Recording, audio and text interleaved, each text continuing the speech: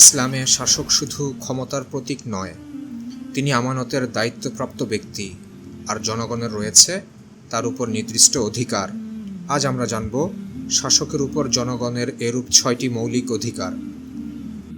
প্রথমত, শাসকের দায়িত্ব ইসলামকে রক্ষা করা এবং শত্রুর হাত থেকে দেশকে নিরাপদ রাখা। একজন আমির তার ইমারাহ বা প্রভিন্সের ব্যাপারে দায়িত্বশীল, আর একজন খলিফা পুরো খিলাফত রাষ্ট্রের ব্যাপারে দায়িত্বশীল। রাষ্ট্রের প্রতিরক্ষা ও আক্রমণাত্মক জিহাদের জন্য সর্বোচ্চ প্রস্তুতি গ্রহণ করা তার কর্তব্য। তিনি সেনাবাহিনী প্রস্তুত করবেন, অত্যাধুনিক অস্ত্র দ্বারা ভাণ্ডার সমৃদ্ধ করবেন এবং কৌশলগত গুরুত্বপূর্ণ স্থানে ক্যান্টনমেন্ট স্থাপন করবেন। আল্লাহ সুবহানাহু ওয়া তাআলা মুসলিমদের শত্রুদের বিরুদ্ধে জিহাদের প্রস্তুতির নির্দেশ দিয়ে বলেন, ওয়াইদু লাহুম মাস্তাতাতুম মিন কুওয়াতিন ওয়া মিন রিবাতিল খাইলি তুরহিবুনা বিহি আদুল্লাহি ওয়া আদুওয়াকুম ওয়া আখারিনা মিন দুনিহিম লা তা'লামুনাহুম আল্লাহু ইয়া'লামুহুম। আর তোমরা তাদের মোকাবিলার জন্য যথাসাধ্য প্রস্তুত রাখো শক্তি ও অশ্ববাহিনী। তা দিয়ে তোমরা ভীত সন্ত্রস্ত করবে আল্লাহর শত্রুকে, তোমাদের শত্রুকে, এবং এরা ছাড়া অন্যদেরকে যাদেরকে তোমরা জানো না, আল্লাহ তাদেরকে জানেন। দ্বিতীয়ত, দিনকে তার মূলনীতির আলোকে সঠিকভাবে সংরক্ষণ করা, বিদআত প্রতিহত করা, ইসলামের পতাকাকে সমুন্নত করা এবং আলেমদের সাথে পরামর্শ করা। তৃতীয়ত, ইসলামের প্রকাশ্য নিদর্শনগুলো যেমন নামাজ, জুমা, হজ, ঈদ প্রতিষ্ঠিত করা। কোনো জিনিস প্রতিষ্ঠা করার অর্থ হচ্ছে কায়েম করা, মানে তাকে দাঁড় করানো যাতে সে শক্তিশালীভাবে টিকে থাকে। নামাজ কায়েম করানো মানে হচ্ছে এটাকে এমনভাবে প্রতিষ্ঠিত করা যাতে মানুষ নামাজ থেকে গাফেল হচ্ছে এমন সমস্ত উপাদান, তা গান বাজনা হোক কিংবা চাকরি ব্যবসার ব্যস্ততা কিংবা অশ্লীলতা, সমাজ থেকে সম্পূর্ণ দূরীভূত করতে হবে। চতুর্থত, ন্যায় বিচার প্রতিষ্ঠা করা এবং অত্যাচারীকে থামানো। এর জন্য তিনি ন্যায়বান বিচারক এবং গভর্নর নিয়োগ দিবেন। তারা জনগণের উপর জুলুম করছে কিনা সে ব্যাপারে তদারকি করবেন। প্রশাসনের বিচারের জন্য প্রতিষ্ঠিত আদালতে হস্তক্ষেপ করা থেকে বিরত থাকবেন।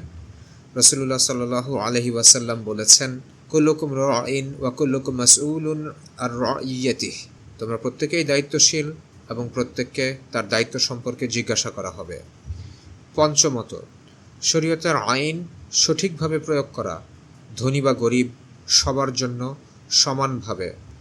রাসূলুল্লাহ সাল্লাল্লাহু আলাইহি ওয়াসাল্লাম বলেছেন, ওয়াল্লাহি লাউ আন্না ফাতিমাতা লাকাতা'তু ইয়াদাহা। যদি ফাতিমা চুরি করত তবে তার হাতও কেটে দিতাম। এ হাদিস এই ইঙ্গিত প্রদান করে যে হুদুদ, শাসক ও জনগণ সবার জন্য সমান এবং রাষ্ট্রপতি হুদুদ সাব্যস্ত হওয়া কোনো অপরাধীর অপরাধ ক্ষমা করার এখতিয়ার রাখে না। ষষ্ঠত, যাকাত ও রাষ্ট্রীয় সম্পদ সঠিকভাবে সংগ্রহ ও বন্টন করা। এগুলো জনগণের হক এবং যথাযথ প্রশাসনিক কাঠামোর মাধ্যমে এগুলো জনগণের নিকট পৌঁছে দিতে হবে। গনিমত এবং খুমস সঠিকভাবে বন্টন করতে হবে। খনিজ সম্পদ তথা তেল, গ্যাস কোনো কোম্পানির হাতে তুলে দেওয়া যাবে না। মূলত শাসকের সব কিছুর মূল ভিত্তি হতে হবে ন্যায় বিচার। একজন ন্যায়পরায়ণ শাসক সমাজের প্রাণ, আর জালিম শাসক ধ্বংসের কারণ। প্রাণী যদি অনুপস্থিত থাকে তাহলে ওই শরীর দিয়ে আর কি হবে? তাই ইসলাম শুধু আনুগত্য শেখায় না, বরং দায়িত্ব ও জবাবদিহিতাও নিশ্চিত করে। শাসক ও জনগণ উভয়ের অধিকার ও দায়িত্ব পালনেই একটি ন্যায়ভিত্তিক সমাজ গড়ে ওঠে।